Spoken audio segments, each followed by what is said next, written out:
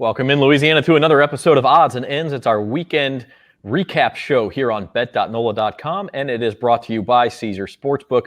I'm Zach Ewing with Devin Jackson and Jim Derry. What a weekend it was, especially what a Sunday it was for the city of New Orleans, getting to start sports betting Sunday morning at the Harrah's New Orleans Sportsbook, the Caesar Sportsbook there on location, and then watching the Saints get really probably their most memorable victory I don't know, in a long time. Jim, you'd probably be better served to answer this question than me, but at least since a playoff win during one of the later Drew Brees playoff runs, I would think. Well, I think both wins against Tampa Bay last year were pretty memorable. Not like this, not in my mind. 38-3 at Tampa Bay is pretty memorable. But yeah, I mean, it's obviously, I talked about it with Jeff Duncan today. It was a must win. I mean, they've had a couple now, maybe even a few, if you want to go that far. If they ever have any chance to successfully defend their back-to-back NFC South Division titles, and they came up with an outstanding game plan. You lose your starting quarterback, and you still find a way to win, and especially with the fact that you're trailing Tom Brady late in the game, then you kick a field goal and you give him the ball back with plenty of time, and your defense comes up with a great play. Yeah, it's certainly up there in the annals of Saints lore as far as the regular season goes. It was huge, and a lot of people didn't expect it, but they found a way to win. Yeah, it's interesting that I was looking at odds this morning, and we'll have a post up on bet.nola.com later, but their odds have not really changed despite the news today that confirmed Jameis Winston is out for the season. Their odds are in as good or better shape as they were before this week. And part of that is, of course, you beat Tampa Bay. That's a big win. That alters your playoff odds to begin with. But you would think from an odds perspective, from a futures perspective, that would be counterbalanced by losing your starting quarterback. But it really, to a certain extent, doesn't seem to matter who plays quarterback for this team. I mean, of course it does, but they have won games with Taysom Hill at quarterback, Teddy Bridgewater at quarterback, Jameis Winston at quarterback, of course Drew Brees at quarterback. I mean, and now Trevor Siemian. I mean, it's like the defense is good enough, the coaching is good enough, and of course they've got good skill players besides the quarterback to where it just doesn't seem to matter, Devin. I don't know if we lost Devin there. Well, I'll answer that question. Yeah, go ahead, dude. You know why? It's because Aunt Mabel and Drunk Joe and everybody in the bar, they only see what they saw on Sunday. Nothing else matters. I mean, you're talking about what people bet and the weird line that we had this week, Zach. And I mean, I thought it was a strange line, and it really had a lot to do with them looking terrible against Seattle, because normally that line would have been a 3 to 3.5 point line, and then everybody would have been jumping on Tampa Bay. But it's what have you done for me lately? And the Saints beat Tampa Bay, and they don't. The average bettor doesn't care who's playing quarterback. That was some inception stuff right there. Devin was over on that side of the screen, and now he popped up in the middle, and he's back. And we'll get Devin's thoughts on the Saints in a minute. But I did want to say it's also a big day for us here at Odds and Ends. We're pleased to have Trey Wingo joining the show a little later, in just a few minutes, actually. And he is, of course, the former ESPN SportsCenter anchor and is now the Chief Trends Officer for Caesar Sportsbook. And so Trey will be joining us to give his thoughts on the NFL, the Saints, and the LSU coaching search and various other points to discuss with him. So, but Devin, now that you're back, your thoughts on that Saints win. I mean, I know you're new to town, obviously a little bit more of an outsider perspective, 10,000 foot view on the Saints, but like it just doesn't seem to matter for this team. They find ways to win. Yeah, they're one of those teams that it doesn't matter the odds stacked against them or the situation. They find a way to win these types of games every year that they have no business winning. And just a testament to the coaching staff, Sean Payton, he always has the Saints ready to play in big games. And this is like I think the fifth or sixth different starting quarterback since 2019 that Sean Payton has won a game with. So, I mean, it just seems like it does not matter who's in at quarterback or, what's the situation surrounding the receivers or all the questions that we always have about the Saints. They always find a way to win. And yesterday was a perfect example. Watched the game from Harrah's yesterday, and it was crazy. A lot of fans from all types of teams, Saints fans. There was a few Bucks fans at the bar that I was watching the game at, and they were very loud up until that interception, and then you couldn't hear a word from them. So it was a very entertaining game, and one that we should have expected on Halloween. I maintain that outside of being at the actual stadium, the best place to watch a big game is at a sports book. It's bars are fine. Sports bars are great. Restaurants are great. Being at home with your family and friends is great. But being at a sports book and seeing the emotions, and the added bonus of being at a sports book is even if the game is not competitive, there's usually still some sort of bet up in the air, whether it's a total or whether it's a big spread or there's some other game and somebody is sweating something somewhere. And the emotion that you can view just as like a people watcher at a sports book is fantastic. So we finally got to do that at Harrah's yesterday, and the rest of the state is coming. L'Auberge in Baton Rouge opens its sports book today, as does Boomtown Casino in Harvey. There are some other sports books I know. The Isle of Capri in Lake Charles, I think, is next week or November the 10th, I want to say it is. And then some of the other books will open. And then we'll have mobile betting pretty soon too, which is just the whole other level, because that was really one thing that was missing from Harrah's yesterday. You had to stand in line, and because it's still a temporary sports book, the line got awfully long. And I know there were people, I was in there right before 12 o'clock, and there were people in line who were not going to have a chance to bet on those 12 o'clock NFL games because they would have long since started by the time they got to the front of the line. So, but it was a great weekend. Let's talk a few results. First, in college football, and LSU had the week off. The big game of the day was the battle for the state of Michigan, and this was a wildly entertaining game too. Michigan had I want to say it was a 30-14 lead. They had a 16-point lead in the third quarter, and with Michigan's defense, you kind of think at that point, a 16-point lead for Michigan's more like maybe a 25-point lead for most teams, because they haven't given up a lot of points. They haven't given up a lot of yards. And yet Michigan State just kept throwing haymakers at them. Kenneth Walker busted a couple of big runs. They made some plays in the passing game. Michigan's offense stagnated, and all of a sudden it was Sparty at the end who had the victory. 2 words: Jim Harbaugh. He's just not good against ranked teams, and it doesn't matter what the score is. He finds ways to lose. I'm not sure how long can you keep a guy like that there at Michigan, because Michigan's a lot like LSU. They don't put up with those kinds of things, and it certainly would be interesting to see if he survives, if they lose to Ohio State again. And, I mean, will they accept mediocrity? Because that's basically what Michigan is at this point. I mean, sure, they're ranked. They'll finish in the top 15 probably, but is that good enough to be the Wolverines coach? I'm not sure. Yeah, I mean, they could very easily, even with a loss to Ohio State, be 10-2 and be a New Year's Six candidate. And I think you're probably okay if you're Harbaugh at that point. But you're right, the overall trend is just not good. The overall trend is very good for Georgia. This was this was like a 14.5 point spread, 14.5. And Georgia was only up 3-0 with 3 minutes left in the first half, and it looked like they were actually going to get a game for the first time all season. And then it was almost like watching one of those peak Alabama teams under Nick Saban, where it's a close game and you think, man, we're finally going to get to see them challenged. And then 2 minutes later, it was 24-zip. They scored, got a turnover, scored again, got a pick six. Boom, boom, boom, game over. And Devin, that's really what Georgia has done all year. Yeah, they dominated all year, just playing really solid defense, and it looked like Florida was going to make the game very interesting, make it very competitive.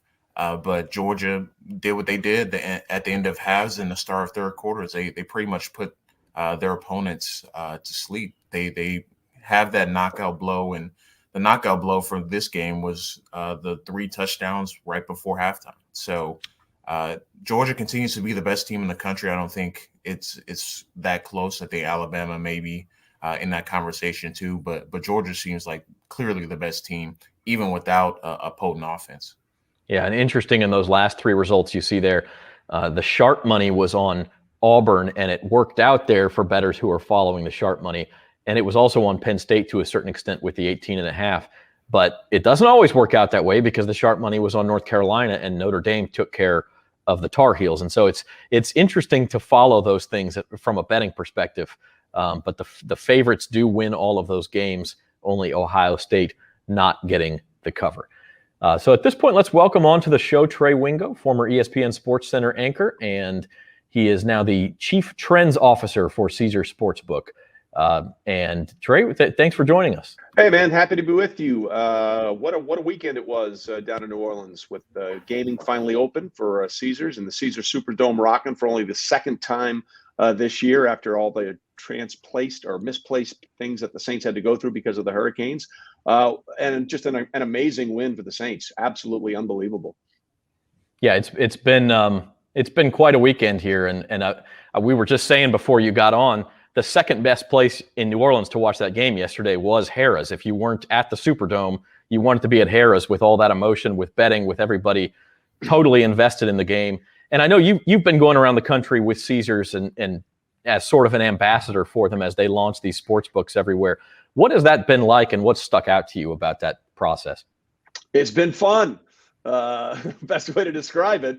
It's been great, and the reaction has been amazing. Look, I think that the action yesterday at Harrah's, the money on the Saints was 30 times the number bet on the Bucks in that one game alone on Sunday, which just shows you how passionate Saints fans are. And just to see the place going nuts, and clearly the defense fed off that yesterday inside the Caesars Superdome, and having Mark Ingram back where he belongs, quite frankly. Like, I know he had a couple good years with the Ravens, but he's a Saint, man. And to have him come back and do that, and to see Trevor Siemian basically down to your third string quarterback. I mean, it was the backup weekend show, right? That's what it was on Sunday with Cooper Rush and Mike White setting all kinds of records for the Jets in an offense where Zach Wilson couldn't find anything to get going. He puts up 30-plus points, throws for 400 yards, 3 touchdowns. Absolutely impressive. But really, that was the guttiest win I saw yesterday, was what the Saints were able to do against arguably the best team in football in Tampa Bay. I know they didn't have Antonio Brown, and Gronk played limited action, but that was just a massive, massive win for Sean Payton and company. And we another thing we mentioned, Sean Payton has won games now in the last, just going back 3 years. Teddy Bridgewater, Jameis Winston, Taysom Hill, of course, Drew Brees, and now Trevor Siemian. At what point does Payton start getting some Coach of the Year love? I mean, if you look at the futures, he's still kind of a long shot. It just shows you how crazy, by the way, the thing that you just talked about is, because Jameis Winston's going to get credit for that win because he started. Okay. Like that's the way it works. He's going to get the win because he started the game. This is why wins are not a quarterback stat. They will never be a quarterback stat. And we need to stop pretending like they are a quarterback stat. I don't understand the NFL's affection, passionate, just whatever, with the idea of whoever starts the game gets credited for the win and whoever starts the game gets credited for the loss, because none of that makes any sense to me whatsoever. But yeah, Sean Payton should be getting a lot of love for Coach of the Year. I mean, just think about the transition that he's gone through. Okay, under Drew Brees, throw it, and then run it occasionally. Well, what are we doing with Jameis Winston now? And now whoever is going to be, I think it's probably going to be Taysom when he's cleared to come back from concussion. But now they're 31st in passing offense, and they're still 5-2 on the season. I mean, that tells you. Look, Bill Belichick had a thing. He always wanted to win a bunch of different ways, right? If they felt like he could win with those Patriots teams a bunch of different ways, he felt they had a real good chance to be Super Bowl champs. And the Saints have completely transformed their offense from last year to this year. And they are a run-first team, protect the football, and rely on that great defense, which is a complete 180 from what they've been for most of the time when Drew Brees and Sean Payton were together on the sidelines and on the field. So it is absolutely imperative that Sean Payton should be in the discussion now for a Coach of the Year.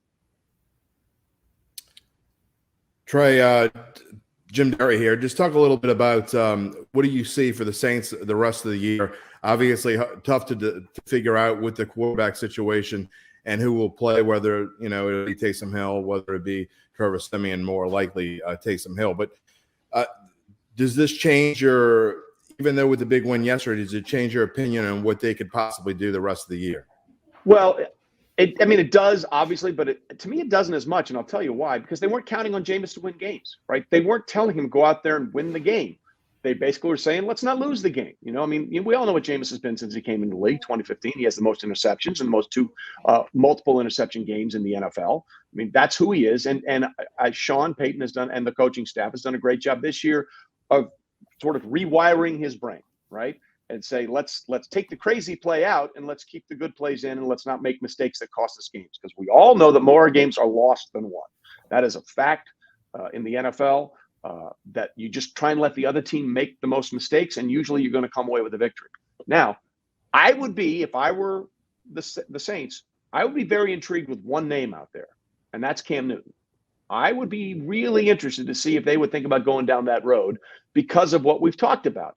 We don't want to bring in someone that's going to wing it all over the field. We want someone that's going to give us a little energy, little dynamic threat, maybe on with the arm and the legs.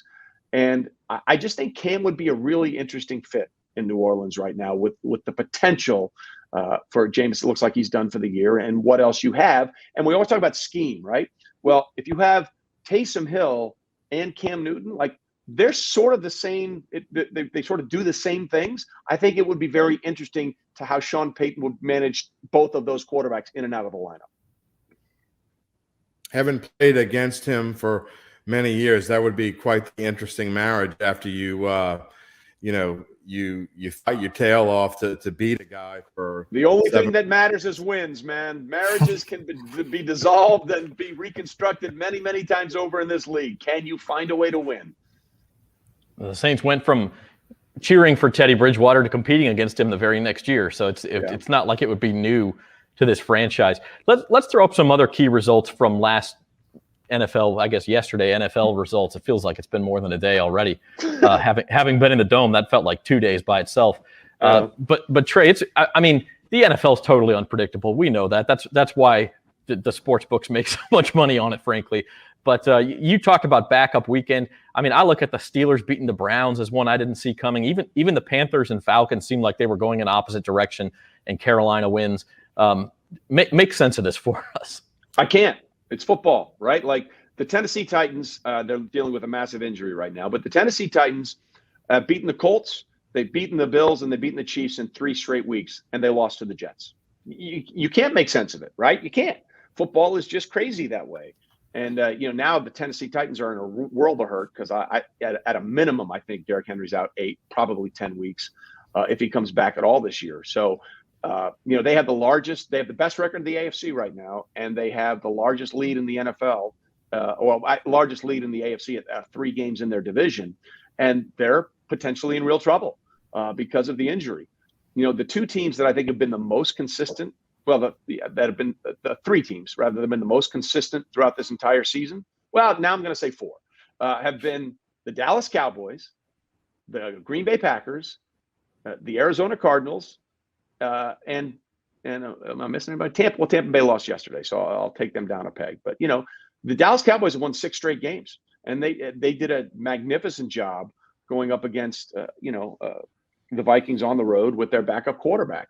Green Bay has not lost since getting blown out by the Saints in Week 1. And this is why it's a marathon. It's not a sprint, because I was told after Week 1 that Aaron Rodgers looked disinterested and he didn't care anymore. Well, when he scored against the Bears a few weeks ago and yelled, "I own you" to all the Bears fans, sure looks a hell of a lot like he cared to me. And on Thursday night, with no receivers on the road against the only unbeaten team in the NFL, throwing his body around to try and get into the end zone and having the internet meme his helmet up here, sure looked like a hell of a lot like he cared to me. So this is the thing about the NFL. It is a week-to-week league, man. And like the Tennessee Titans are going to find out real quickly how good they're going to be without arguably their best player, or the player that I would say is more important to his team than any other one player in the NFL. And so it's great that they're 6-2 and have a 3-game lead, but their world's about to change dramatically because of Derrick Henry being out. So you can't make sense of it. You just buckle up and go for the ride. And that's why the NFL, I think, is so interesting and fascinating year in and year out. Yeah, I'll jump in. Okay. Go ahead, Devin. Go ahead. I was going to say, I'll jump in. How you doing, Trey? And talk about kind of the NFC. I know you talked about the AFC. Rams made a big move today, got Von Miller. You think? You think that's a big move? Yeah. So I just wanted to kind of hear your thoughts on how do you think the NFC will shape up, kind of with that move, and then the NFC West between the Cardinals and Rams seems like a two-headed race to see who can finish on top. Well, look, the NFC West is a very, very tough division. But you could have made the very convincing argument to me that the Rams were the best team in the NFC before that trade. And I know people will say, well, wait a minute, they lost to the Cardinals. You're right, they did. They had a bad game, and Kyler Murray played great. Totally understand that. Top to bottom, that offense with that defense, they were pretty good before they got Aaron Donald, or excuse me, before they got Von Miller. But now they have Von Miller. And here's what's fascinating. Since Von came into the league in 2011, he has the most sacks in the NFL over that time frame. I can't was Donald 13 or 14? I can't remember. When Aaron Donald came into the league, since that time frame, he has the most sacks in the NFL since he started in the NFL. So now you have Von Miller, Aaron Donald, Jalen Ramsey, and a bunch of other playmakers on defense. Meanwhile, on the offense, you have Matthew Stafford, who's playing like an MVP, Cooper Kupp, who's playing like Jerry Rice and Randy Moss rolled into one, a really deep receiving core, a really good running game despite the loss of Cam Akers to start the season. And, anything's possible now. Last year, Tampa Bay was the first team to ever play a home game in the Super Bowl and win it. Well, SoFi is where the Super Bowl is going to be this year. And I don't know if the Rams will ever have much of a home field advantage because it's just not a thing in Los Angeles. But you'd be hard-pressed to try and convince me otherwise that the Rams right now aren't the best team in football. You mentioned that Jameis Winston going down yesterday and the Saints winning was the buzz of the NFL at like 6 o'clock yesterday. By 11 o'clock this morning, it's like the fifth biggest story. And that's the NFL in a nutshell right there.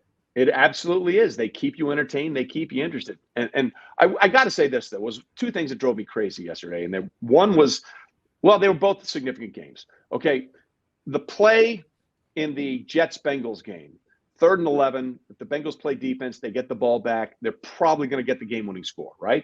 They call the defender on leading with his helmet on the receiver, Braxton Berrios. Well, if you look at the replay, Berrios lowers his head, then the defender lowers his head. So I don't know how you differentiate between who you're going to call that on, whether it's the receiver, the offensive player, or the defensive player. To me, at best, that's a non-call and we move on. Although the NFL has said more specifically over the last couple of years, hey, we're going to make the offense just as responsible, the offensive player just as responsible about this as we do the defensive player. That changed that game dramatically. I get it. The Bengals probably never should have been in that position against the Jets. You're 100% right. They couldn't stop Mike White. That's on them 100%. But that play changed the outcome of that game. And they called it against the defender.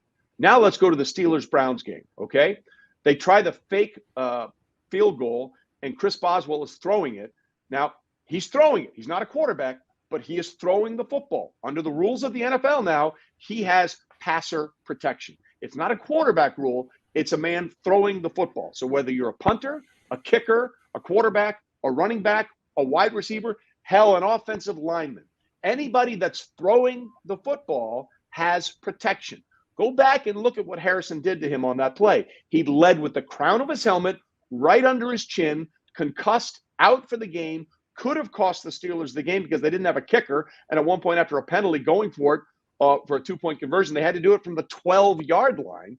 They found a way to win the game. They call it on the defender in the Jets-Bengals game where it shouldn't have been called, in my opinion. And they don't call anything on what was a blatant leading with the crown of your helmet. He's going to get a fine this week from the NFL. I just don't understand the maddening inconsistency.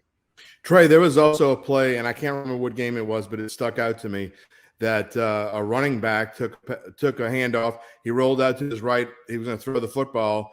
Instead of taking a loss, he threw it away, like quarterbacks can do. Yeah. And that was the right call. I didn't even realize that running backs could do that. But it goes to your point to show that you're right. If they're a passer, they're supposed to be under the same rules as everybody, as a quarterback or anybody else.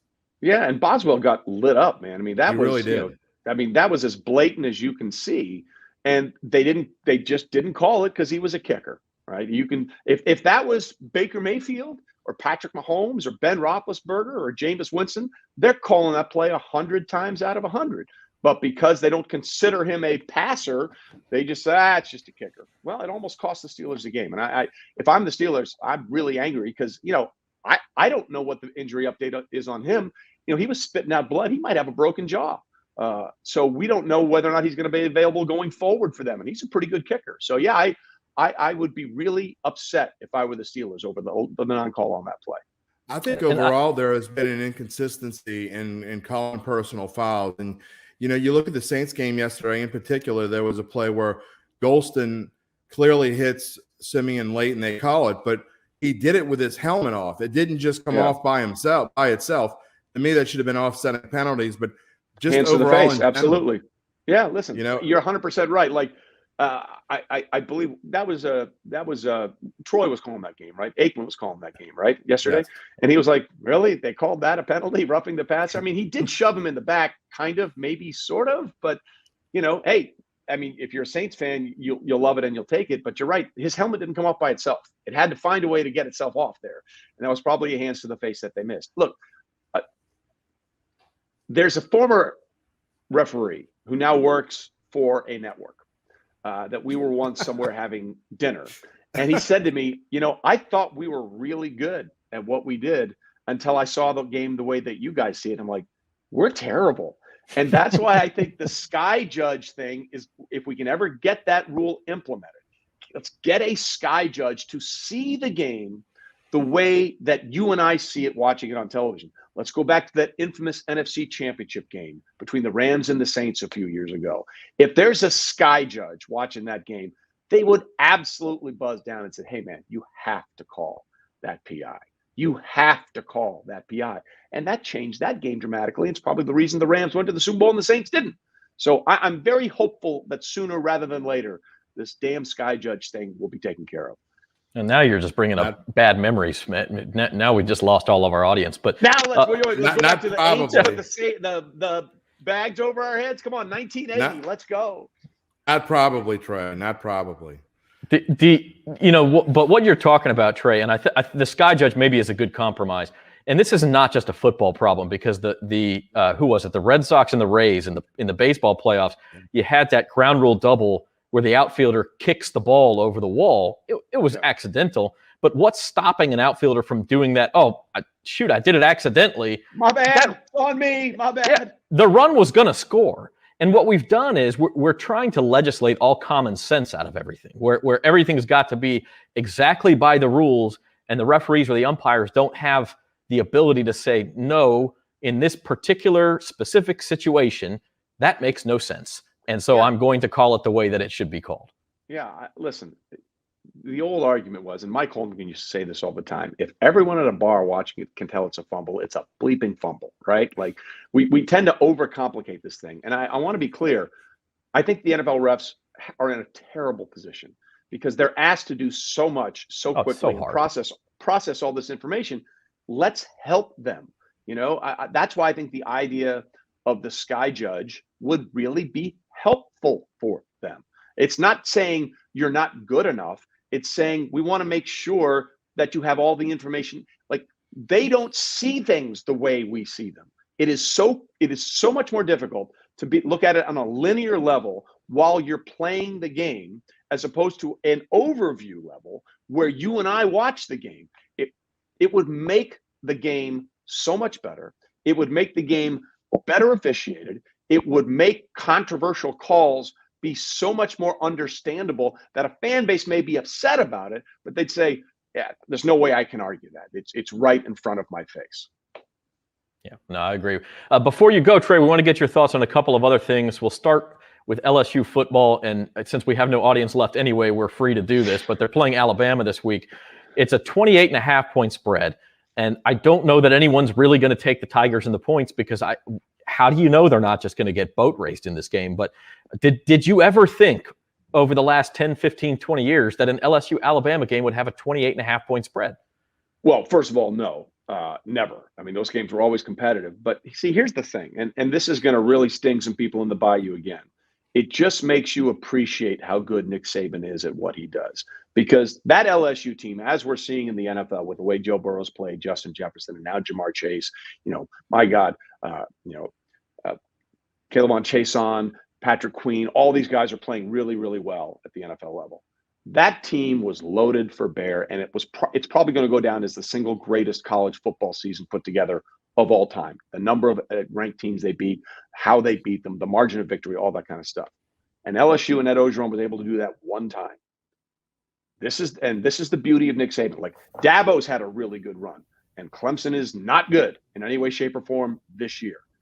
Saban's ability to reload and rebuild almost every year, whether you love him or hate him, and I know most people listening probably hate him right now, you have to respect the abilities he's had to never come to the game empty, never come into a season without talent. He is always, always loaded for bear, and that's the hardest thing in the world to do. You can do it once, and that's great, and we saw the magic with Ed Orgeron in that season. But at the end of the day, Alabama's in it year in and year out because of what Saban is able to do. Do you see anyone being able to beat Georgia? Well, are they going to score on Georgia? Right? I mean, I think they have more interceptions than touchdowns allowed. It's absolutely ridiculous how strong their defense is this year. Listen, I've seen some really crazy stuff, for lack of a better term, from Kirby Smart going up against Alabama in a couple of games. And like, what are you doing? Why are you putting on Justin Fields with a fake punt scenario? What's happening here? So nothing would surprise me, but Georgia is far and away the best team in college football this year. And I don't think it's close. Scott Woodward has a history, just going back to LSU for a minute, of making these splash hires. He hired Chris Peterson at Washington. He hired Jimbo Fisher at Texas A&M, Buzz Williams for basketball at Texas A&M. Even in the year and a half he's been at LSU, he hired Kim Mulkey for women's basketball. Yeah. Who do you see him targeting here? I mean, who would realistically come to Baton Rouge? Well, that's an interesting question, right? Because Ed's ability to connect with the people of Louisiana and connect with the players in state was incredible. Like, it really, really was. That was his charm, his ace in the hole. You're going to have someone that can relate to the way that he was able to relate to those people, and find these players and make them feel like, hey, this is ours. This is our state. This is our community. This is our place. We need to protect this place. I think that's the first and foremost. Look, he should shoot for everybody. Like, there's no reason not to go after everybody. You think of the biggest names possible, whether they're coaching at another school in college or they're coaching at in the NFL. There is no reason to just. There should be no limits to how far he should think about this. You need a splash hire, but more importantly, you need someone that's going to be able to do the things that we're talking about with Alabama and Clemson and Kirby to some degree with what he's been able to do at Georgia. You need to find someone that's going to be able to bring in that talent consistently year in and year out. Yeah, when we have heard big names, I mean, we've heard Dabo's name mentioned. I don't think that's realistic. We've heard Lincoln Riley. There's no reason not to go and talk to him. He's going to swing. There's no reason not to talk to Nick Saban. All right, let's just be honest about it. Okay, why not? He's coached there before. He's won a championship before. There's no reason to not pick up the phone. There's absolutely no reason to not dial a number and see if they'll answer. It's one of the best jobs in the country, and so no one's going to laugh you away, in other words. Correct. They're going to take the phone call, unless you're Mike Tomlin. Even he might and just be angry about it. Nope. Don't think that's going to happen. I think he's pretty clear about where he wants to be. Did you sell encyclopedias as a kid or something? Calling Nick Saban? I mean, come on. You're not afraid to ask anybody anything. What's the downside to making that phone call? Tell me. Give me the downside. I'm going to listen to the downside.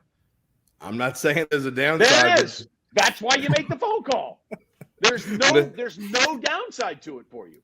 If you got the Cheetos to call Nick Saban and ask him if he wants to be the coach at LSU, go ahead. If you're the AD of LSU, you better have those Cheetos, right? You better. That's the job. Right. James Carville, who is friends with Scott Woodward, by the way, told us last week I'm not going to do a James Carville voice. I wish I could, but he said he is going to call Nick Saban, if for nothing else than to get his opinion on some other candidates. I mean, he will talk to him. So there's no shooter shoot, man. Shooter shoot. He's got to shoot. Let's talk quickly about tonight's game, a Monday night game, and not of great interest to the Saints or what we're talking about, but just because this is a Monday show and we'll talk about Monday Night Football. It's in Kansas City. The Giants are 10.5-point dogs. I don't know, Trey, the Chiefs have got to turn it around at some point, and this seems like as good of a spot as any. Listen, there's a great untrue narrative about the Kansas City Chiefs that we need to sort of dispel. I think we've all come to the conclusion over the first 8 weeks of the season, which will conclude tonight, that anybody can have a bad game, right? The Titans lost to the Jets, right? We just talked about that. And they might be the best team of football right now. That's changed, obviously, with the Derrick Henry injury. The point is, anybody can lay a stinker. And the Chiefs last Sunday laid a stinker against the Titans. But you know what they weren't doing before that? Laying stinkers. And everybody's trying to refigure out the Chiefs' offense. It's like, oh, my God, the NFL has figured out Patrick Mahomes. Please. Let's just dispel with that garbage right now. Because going into the Titans game, do you know what the Chiefs' offensive numbers were through the first 6 weeks of the season? They were scoring more points per game, more yards per game, converting at a higher third down rate, and a higher red zone touchdown rate than either of their previous 2 years when they went to Super Bowls back-to-back and won Super Bowl 54. The only difference? They can't hold on to the football. It's that simple. So for everybody trying to re-examine and sort of dissect the Chiefs offense because they want to have a splashy take, you're doing yourself and everybody a disservice. If they hold on to the football, they beat the Ravens. If they don't lose the turnover battle 4-0 to the Chargers, they absolutely beat the Chargers. If they don't give it away again against Buffalo, they probably beat Buffalo. So the only thing up until Sunday that has beaten the Chiefs has been the Chiefs. I fully expect that to not be the case against the New York Giants team that has lost 8 straight primetime games. What was your preseason Super Bowl pick, and what would it be if you had to pick it today? Well, I started the season saying that I would not be surprised if we had a rematch between the Chiefs and the Bucs, and that's only happened once. It was the Cowboys and the Bills in Super Bowls 27 and Super Bowls 28. I still think the Bucs have a decent shot to get there, and quite frankly, I think that the Chiefs still have a really good chance to get there, especially with the injury to Derrick Henry in Tennessee. I think that the Chiefs can hang with Buffalo. They should have beaten Baltimore. Now, I get it. You are what your record says you are. I'm not saying that they didn't lose the game. They lost the game. But if I'm Kansas City, as long as I get 1 or 2 stops from a horrible defense, I'm going to trust Patrick Mahomes. Now, I will say this at this point, you'd probably be safe to say the Rams are probably the favorite or the Cowboys to represent the NFC. The AFC is wide open right now. The AFC, to me, is still absolutely wide open. I believe it's Caesars right now. The Bills are the prohibitive favorites at plus 550 to get there. But again, the Chiefs started the year, I think, at plus 250 or plus 350. So it just shows you that there's not one team in the AFC that everybody's saying, yeah, they're going to be that team right now. Trey, before we let you go, I think sports betting will be legal in more than half of the states in the country by the end of next year, I believe I read. What does the next year hold for Caesars in your eyes, and where do we go as this thing really continues to get big? Well, I don't understand why every state isn't legalizing sports gambling. Like, we saw the action that came into Harrah's over the weekend. You've seen what the state of New Jersey and the amount of revenue they've pulled since they were one of the first to legalize gambling. The numbers have been astronomical. If states want to make money, legalize sports gambling. And I want to be 100% clear about this. I said that before I signed with Caesars. I've said that for years. I think a few other things should be legalized too, but that's a separate discussion we can have at another time. But if you want to make money for your state, and oh, by the way, like, for example, Connecticut, where I live, just legalized it last month because every state that surrounded us, Massachusetts, Rhode Island, New York, New Jersey, they were all legal gambling states, legal sports gambling. So Connecticut people were literally leaving the state to go give their money somewhere else. We're in the top of the first inning here in this brand new world where sports gambling is going to be legal everywhere. And that's the fun part about it for me as a content guy, to find ways to create things with a blank canvas, for lack of a better term. Now, again, I don't understand why everybody isn't on board with this, because it's going to happen, and you just have to decide whether you want to generate revenue from it or not. I'm on board with that. I'm on board with that. That's Trey Wingo. He's here with us on the Odds and Ends today on Bet.NOLA.com. Trey, come back and see us sometime, huh? You got it. And on behalf of Caesars, thanks for having me, guys.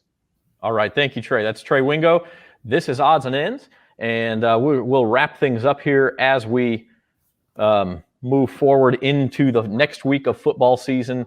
We talked briefly about it with Trey, guys, but the college football lines for the week to come, LSU's a 28.5-point underdog, which would seem surprising, except that they were huge underdogs at times last year too. So Jim, I guess we can't be surprised at this point. No, I mean, I got to be honest that I was surprised it was this low. I just don't, we can talk about it, who we're going to pick on Thursday and all that sort of thing. But, which LSU are you going to get? Are you going to get the one that cares and comes out and plays like they played against Florida? Or are you going to get the one that lays an egg? Because if you get the one that lays an egg, I got a feeling, Nick Saban's going to be looking – he's not usually one that runs up a score. But in this case, not because it's LSU, but because he's now going to have to look for style points going forward, especially if they were to lose to Georgia in the SEC championship game, if assuming he makes it. But I think Alabama's going to be going for style points, and it'll be interesting to see if he gets a 28-point lead, will he keep on going? Yeah, I don't know. I mean, you say that we could get the LSU version that cares and plays hard, but let's say we get that for the first quarter and a half, and it's still 24-7 Alabama. Are they going to care for the last 2.5 quarters? I mean, they're so much better that even if you get the good version of LSU, they're a shell of what they were even at the beginning of this season, right? Well, that's true, but I don't necessarily think that Alabama's as good as everybody else thinks they are.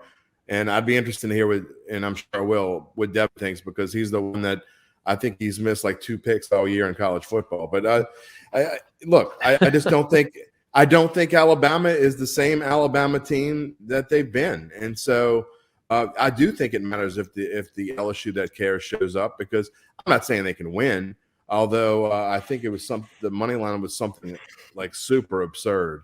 And I don't think that they can win, but I do think that they could make a realistic game out of it and maybe stay within 2 touchdowns if they play their best football.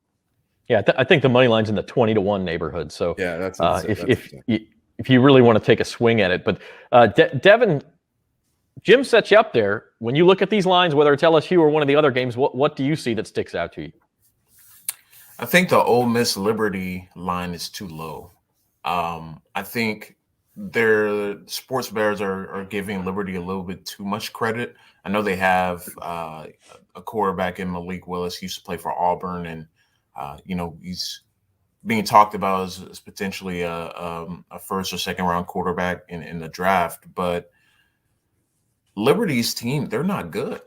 They lost to UL Monroe, and that's not a good football team either. So I thought the line was going to come in at least 14.5, not 9.5. I know Ole Miss is coming off a loss, and Matt Corral's a little banged up, but that line is just way too low for my liking. So I'm probably taking Ole Miss now, and I'll take Ole Miss even if it goes up to 10. I just don't think this is going to be as close as a game as they think, because Ole Miss just has simply better talent than Liberty.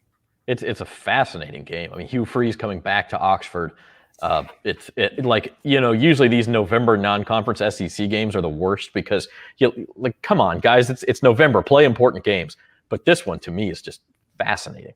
And then another really interesting line, Wake Forest undefeated, and North Carolina has been, I mean, quite frankly, extremely disappointing. One of the more disappointing teams in the country. They were top 10 preseason. They were in a New Year's Six Bowl last year. They're like 4-5, but they're favored against Wake Forest. So this is another one. It's kind of like Wisconsin has been one of the bookies' favorites all year long, and North Carolina is in that boat. And then Michigan State only a 3-point favorite at Purdue after the big win.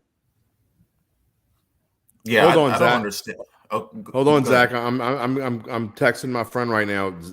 Devin just said to go take give the 9.5. So I'm trying to get him to get the Harrahs as soon as he can before it gets to 10.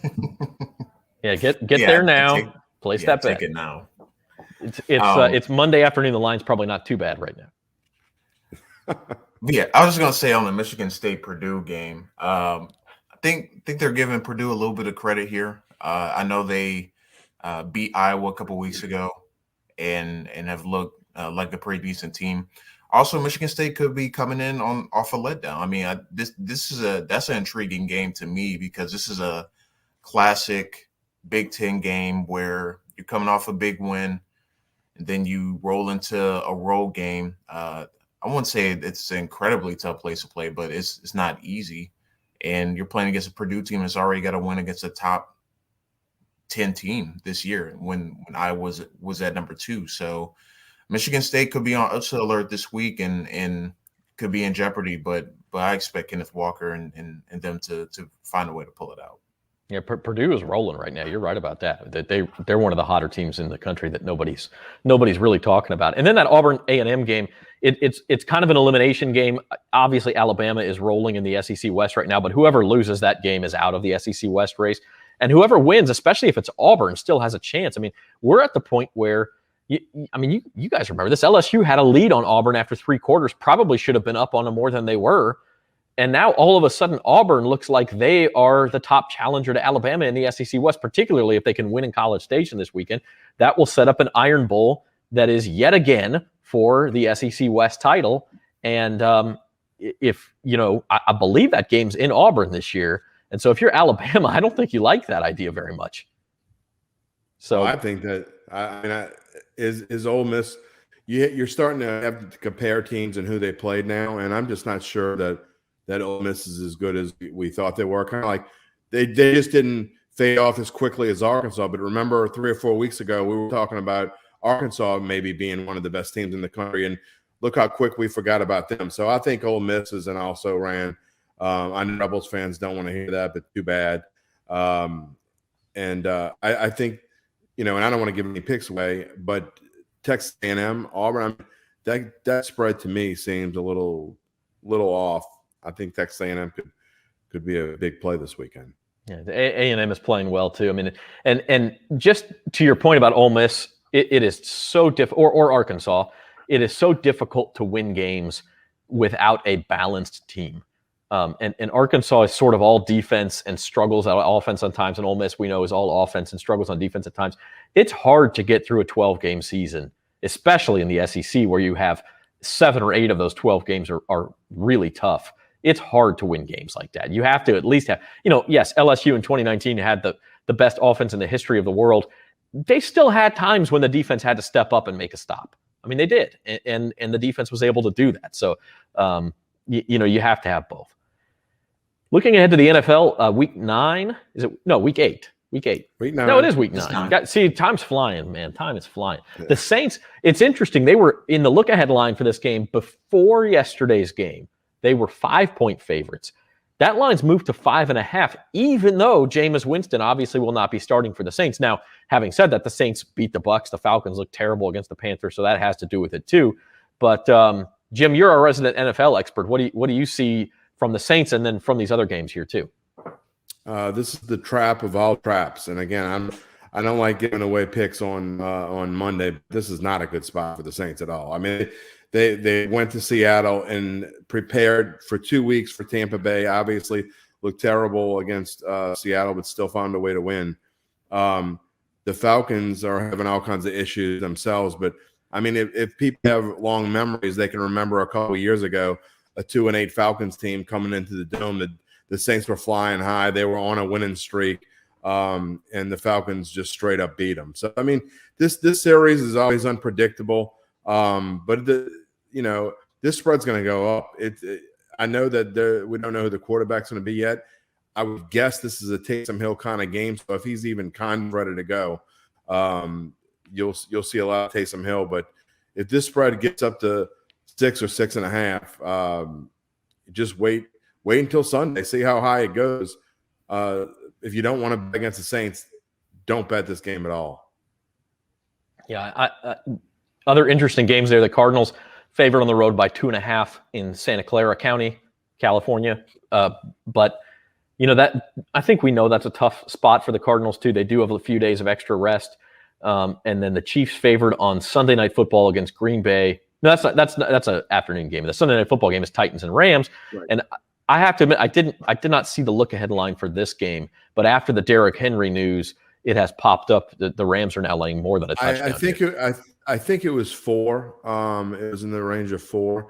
But the one that intrigues me is the Cardinals line, because I don't know how healthy is Kyler Murray. No one, with all the stuff that's been going on, no one's really talking about that.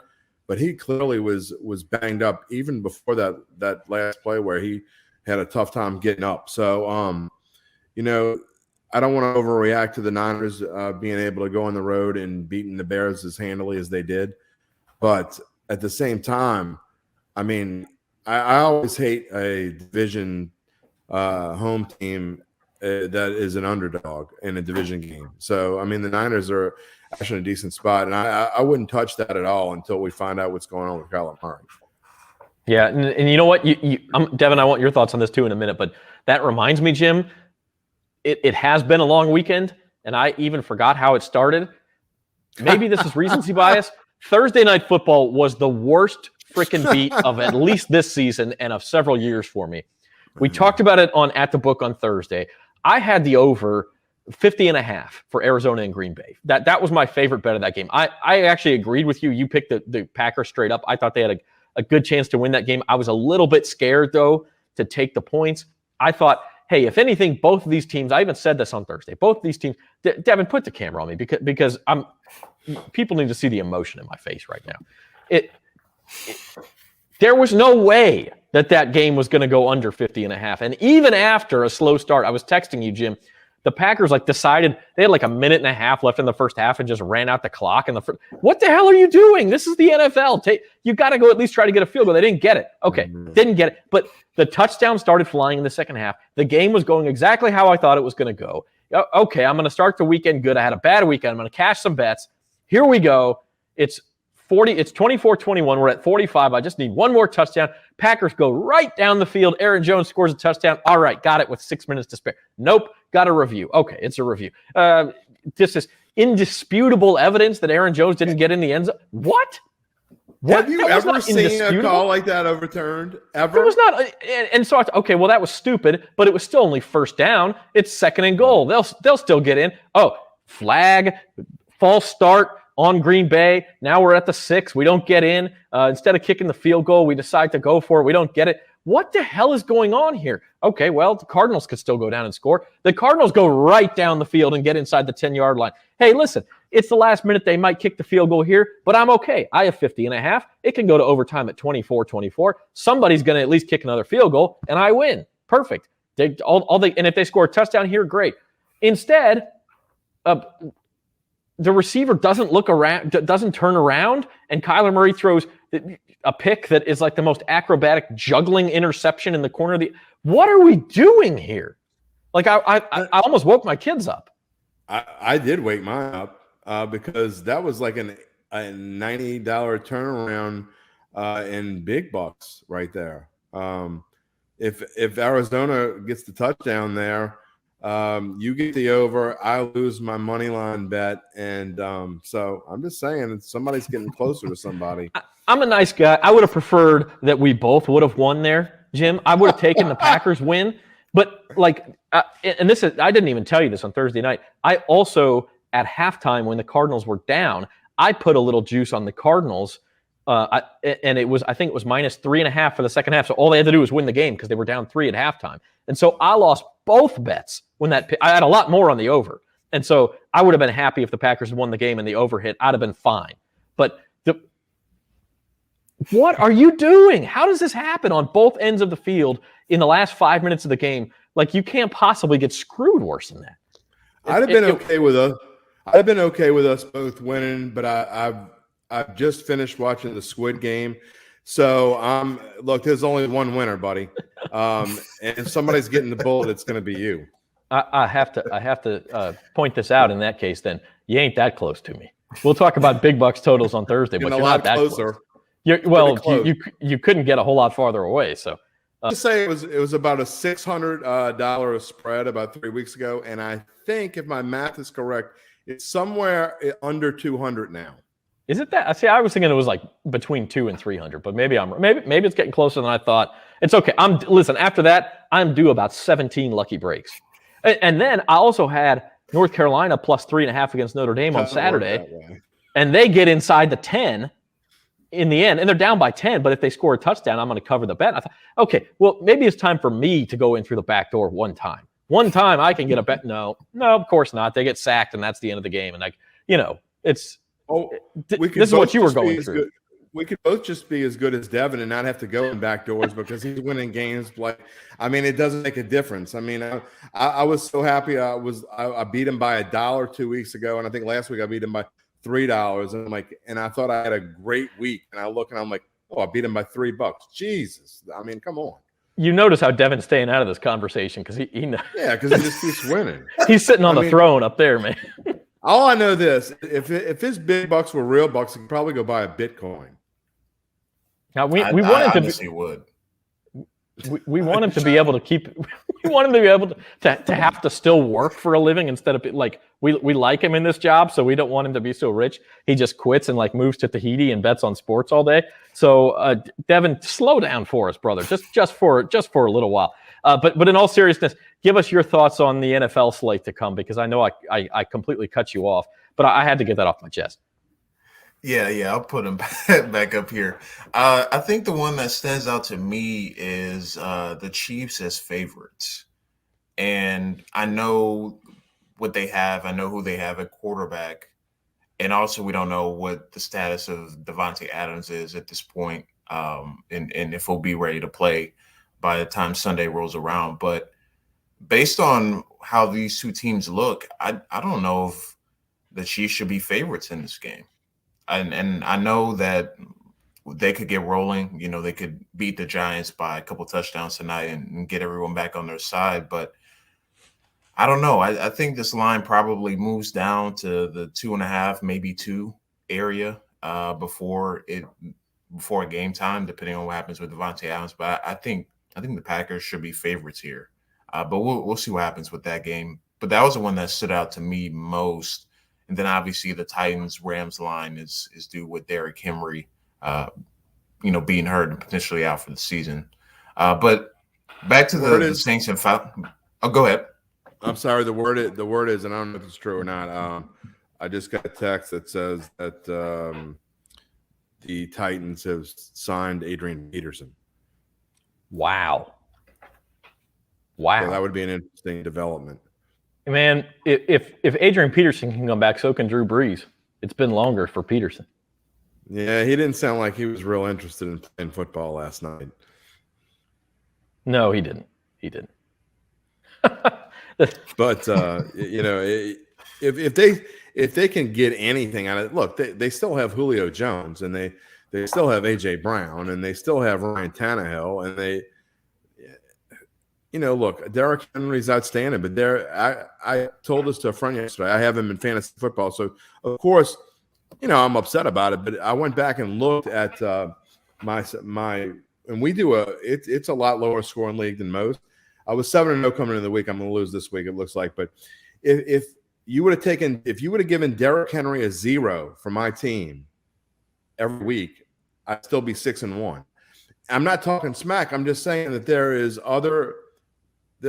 just because you take one stud out of a game, I always think we go way too far with these point spreads when a certain player is gone. They're still a really good football team, and I still give them a chance to make the Super Bowl without him.